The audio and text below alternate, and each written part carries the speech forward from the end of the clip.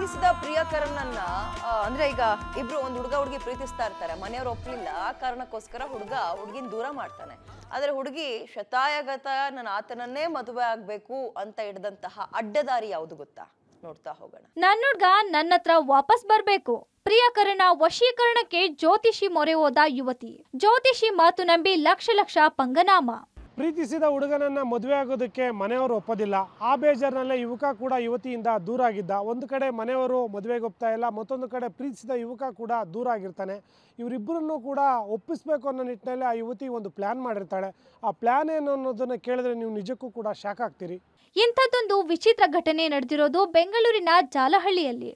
ಇಲ್ಲಿನ ಮುಸ್ಲಿಂ ಯುವತಿಯೊಬ್ಬರು ಕಳೆದ 2 ವರ್ಷಗಳಿಂದ ತನ್ನದೇ ಸಮುದಾಯದ ಯುವಕನೊಬ್ಬರನ್ನ ಪ್ರೀತಿ ಮಾಡ್ತಿದ್ರು. ಆ ಯುವಕ ಕೂಡ ಪ್ರೀತಿ ಮಾಡಿ ಮದುವೆ ನಿರ್ಧಾರಕ್ಕೆ ಬಂದಿದ್ರು.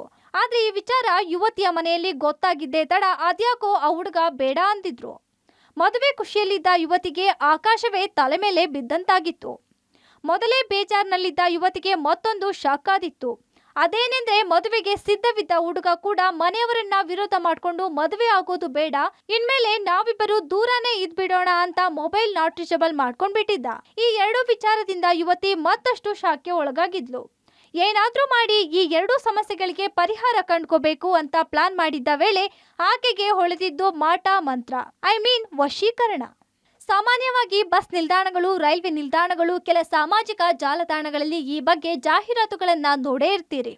ಅದೇ ರೀತಿ ಯುವತಿ ಕೂಡ ಗೂಗಲ್ನಲ್ಲಿ ಸರ್ಚ್ ಮಾಡಿ ತನ್ನದೇ ಸಮುದಾಯದ ಜ್ಯೋತಿಷಿಯೊಬ್ಬರನ್ನ ಪತ್ತೆ ಮಾಡಿ ಎಲ್ಲಾ ವಿಚಾರವನ್ನ ಹೇಳಿಕೊಂಡಿದ್ಲು. ಜ್ಯೋತಿಷಿ ಕೂಡ ನೀನೇನು ಭಯ ಪಡ್ಬೇಡ, ಆ ಹುಡುಗ ನಿಮ್ಮ ಮನೆಯವರು, ನೀನ್ ಹೇಳ್ದಂಗೆ ಕೇಳಬೇಕು, ಹಾಗೆ ಮಾಡ್ತೀನಿ ಅಂತ ಮೊದಲಿನಿಂದ 501 ರೂಪಾಯಿ ಫೀಸ್ ಇಸ್ಕೊಂಡು ಯುವತಿಗೆ ಮಂಕು ಬೂದಿ ಏರ್ಚೋಕೆ ಶುರು ಮಾಡಿದ್ದ. ನಿಂಬೆಹಣ್ಣು, ಬಟ್ಟೆ, ಎಲ್ಲರ ಫೋಟೋಗಳು, ಹೀಗೆ ಏನೇನು ಕೆಲ ಐಟಮ್ಗಳನ್ನ ತಗೊಂಡು ಮತ್ತೆ ದುಡ್ಡು ಕೇಳಿದ್ದ.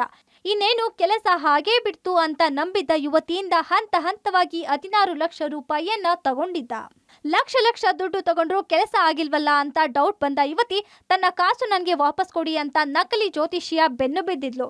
ಆದ್ರೆ ಆ ಜ್ಯೋತಿಷಿ ದುಡ್ಡು ಇಲ್ಲ, ಕಾಸು ಇಲ್ಲ, ಜಾಸ್ತಿ ಮಾತಾಡಿದ್ರೆ ನಿಮ್ಮ ಮನೆಯಲ್ಲಿ ಎಲ್ಲವನ್ನ ಹೇಳ್ಬೇಕಾಗುತ್ತೆ, ನಿನ್ ಮೇಲೇನೆ ಬ್ಲ್ಯಾಕ್ ಮ್ಯಾಜಿಕ್ ಮಾಡ್ಬೇಕಾಗುತ್ತೆ ಅಂತ ಬೆದರಿಸಿದ್ದಾನೆ. ಮೋಸ ಹೋದ ಬಗ್ಗೆ ಅರಿವಾದ ಯುವತಿ ಜಾಲಹಳ್ಳಿ ಪೊಲೀಸ್ ಠಾಣೆಗೆ ದೂರು ನೀಡಿದ್ದಾಳೆ. ಏನು ನಿಂಬೆಹಣ್ಣು ಸೇರಿದಂತೆ ಬೇರೆ ಬೇರೆ ವಸ್ತುಗಳು ನಾನು ತಂದುಕೊಟ್ಟಿರೋದ್ರ ಬಗ್ಗೆ ನನ್ನ ಹತ್ರ ಸಾಕ್ಷಿ ಇದೆ, ನಿಮ್ಮ ಮನೆ ಹತ್ರ ಹೇಳ್ತೀನಿ, ಮತ್ತು ಯುವಕನಿಗೂ ಕೂಡ ಈ ವಿಚಾರ ಮುಟ್ಟಿಸ್ತೀನಿ ಅಂತ ಆ ಯುವತಿಗೆ ಬ್ಲ್ಯಾಕ್ ಮೇಲ್ ಮಾಡಿ ಮತ್ತಷ್ಟು ಹಣಕ್ಕೆ ಬೇಡಿಕೆ ಇಡ್ತಾನೆ. ಪರಿಣಾಮವಾಗಿ ಈಗ ಆ ಯುವತಿ ಪೊಲೀಸ್ ಠಾಣೆಯಲ್ಲೂ ಕೂಡ ಜ್ಯೋತಿಷಿ ವಿರುದ್ಧ ಕಂಪ್ಲೇಂಟ್ ನೀಡಿದ್ದಾಳೆ. ಕ್ಯಾಮ್ರಾಮನ್ ಅಕ್ಷಯ್ ಜೊತೆ ಉಮೇಶ್, ಪಬ್ಲಿಕ್ ಟಿವಿ, ಬೆಂಗಳೂರು.